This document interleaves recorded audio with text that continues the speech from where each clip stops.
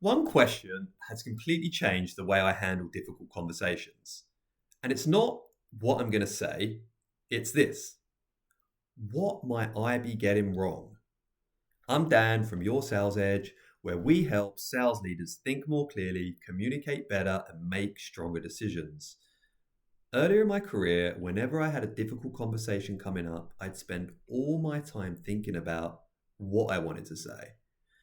I'd look at the numbers, I'd think about the behavior, I'd replay the situation in my head. And without even realizing it, I'd already decided that I knew what the problem was. Now, the trouble is, every conversation, certainly a difficult one, has two perspectives. And if you only prepare for your own one, you're walking into that conversation with a massive blind spot. Now, before every conversation, I force myself to answer one important question: what might I be getting wrong? And that question changes everything because suddenly I'm not trying to prove that I'm right, but I'm trying to understand what I may have missed.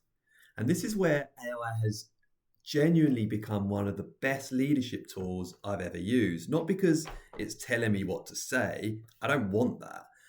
What I do is I explain the situation as clearly as I see it, and then I ask it to challenge me. What assumptions am I making? What evidence could I be overlooking? If you were the other person, how might you see the situation? Is there another maybe explanation that I haven't considered? And what I love about this process is it forces me to slow down. It reminds me that I don't have all of the information. And by the time I walk into that conversation, I'm a lot more curious than I am convinced.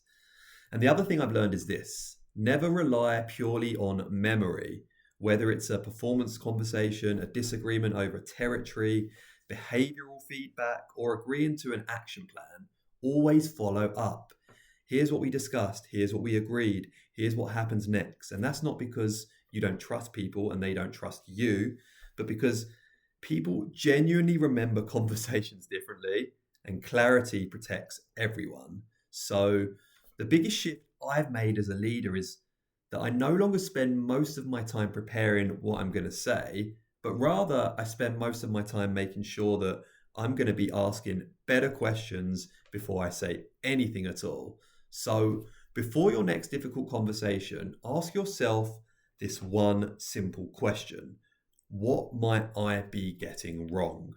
Because the better you prepare your thinking, the better the conversation usually becomes. Let's go.